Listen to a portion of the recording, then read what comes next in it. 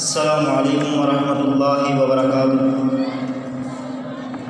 نحمده ونصلی علی رسول الکریم، اما بعد فاعوذ باللہ من الشیطان الرجیم، بسم اللہ الرحمن الرحیم۔ قال اللہ تبارک وتعالی فی القرآن المجید والفرقان الحمید، انا نحن نزلنا الذکر وانا لہ لحافظون۔ اللہ رب العزت نے فرمایا کہ ہم نے اس ذکر کو نازل کیا اور ہم ہی اس کی حفاظت کرنے والے ہیں۔ ذکر سے مراد صرف قرآن ہی نہیں بلکہ حدیث بھی ہے، جس کی دلیل سورۃ طٰہٰ میں اللہ رب العزت فرماتے ہیں اقم الصلاۃ لذکری، نماز کو میں نے ذکر کے لیے قائم کرو، یعنی نماز کے اندر اللہ کا ذکر کرنا ہے۔ مثال کے طور پر جب انسان نماز پڑھتا ہے تو نماز میں تکبیر کہنی ہے، دعائیں پڑھنی ہے، رکوع سجود کرنا ہے، تو ان سب کے لیے یہ سب کچھ قرآن میں نہیں بلکہ حدیث میں ہے۔ قرآن کہتا ہے کہ ہم نے ذکر کو نازل کیا، قرآن کہتا ہے کہ ہم نے ذکر کو نازل کیا۔ ذکر سے مراد صرف قرآن ہی نہیں بلکہ حدیث بھی ہے۔ آپ اس حوالے سے مفصل دلائل سماعت فرما چکے ہیں، تو میں آپ کے سامنے تدوین حدیث کے متعلق گفتگو کروں گا۔ تدوین حدیث کے متعلق لوگوں کے اندر بہت شبہات پائے جاتے ہیں۔ ان شبہات میں سے ایک شبہہ یہ ہے کہ پیارے پیغمبر علیہ السلام کی احادیث پیارے پیغمبر علیہ السلام کے دور سے 150-200 سال بعد لکھی گئی۔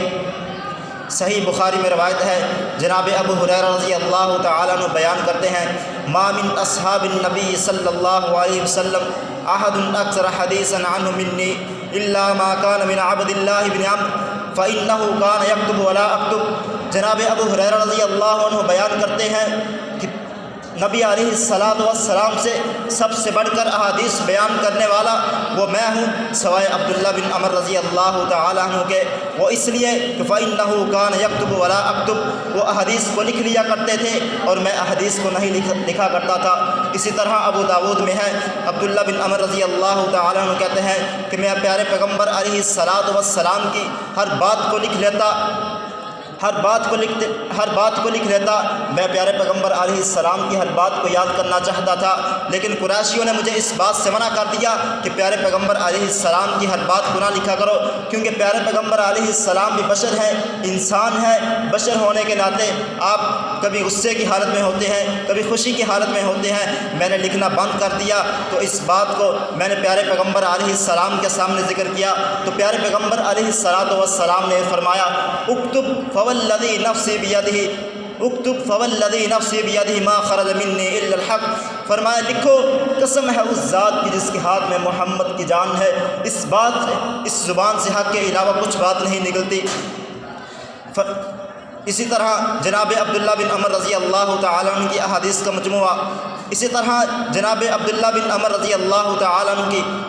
مجموعہ عمر بن شعیب عن ابیہ عن جدہ کے سند سے صحیفہ صادقہ کے نام سے مشہور ہے۔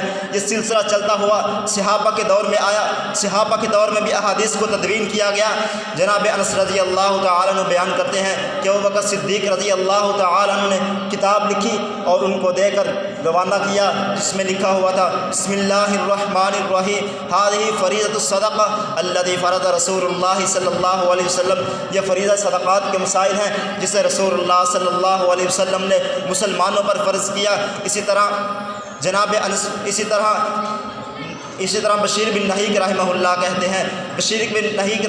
کہتے ہیں کہ میں جناب ابو ہریرہ رضی اللہ تعالیٰ عنہ سے جو بھی سنتا لکھ لیتا، اور جب میں نے جانے کا ارادہ کیا، رخصت ہونے کا ارادہ کیا، تو میں نے جناب ابو ہریرہ رضی اللہ تعالیٰ عنہ کو احادیث سنائی، جو میں نے لکھا تھا پڑھ کر سنایا، اور میں نے کہا یہ وہی ہے جو آپ نے سنا ہے؟ فرمایا جی ہاں۔ اسی طرح معن بن عبد الرحمن رحمہ اللہ کہتے ہیں کہ میں نے عبد الرحمن بن عبداللہ رحمہ اللہ کو عبد الرحمن رحمہ اللہ نے کتاب نکالی اور قسم کھا کر کہا یہ ان کے والد عبداللہ بن مسعود رضی اللہ تعالیٰ کے ہاتھ کی لکھی ہوئی کتاب ہے۔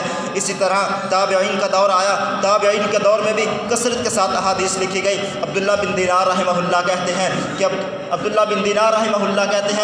کہ عمر بن عبد العزیز رحمہ اللہ نے مدینہ کی طرف خط لکھا، مدینے والوں کو لکھ کر بھیجا کہ پیارے پیغمبر علیہ الصلاۃ والسلام کی احادیث کو لکھو، کیونکہ مجھے علماء کے ختم ہونے کا ڈر ہے، علماء کے فوت ہو جانے کا ڈر ہے۔ پھر تبع تابعین کے دور آیا، تبع تابعین کے دور میں تو انتہا ہی ہو گئی۔ تبع تابعین کے دور میں موطا امام مالک لکھی گئی، مسند احمد لکھی گئی، کتاب الزہد لکھی گئی، کتاب المناسک لکھی گئی، مسند احمد لکھی گئی، مسند ابن ابی شیبہ لکھی گئی، مصنف عبد الرزاق لکھی گئی، مصنف عبداللہ بن مبارک لکھی گئی۔ حضرات یہ ہماری تاریخ ہے، حضرات یہ ہماری تاریخ ہے جو روز روشن کی طرح واضح ہے۔ جو اس کو اب سب کچھ واضح ہونے کے باوجود بھی جو اس کو نہیں مانتا، پھر میں اس کو یہی کہوں گا لکم دینکم ولی دین وما توفیقی الا باللہ۔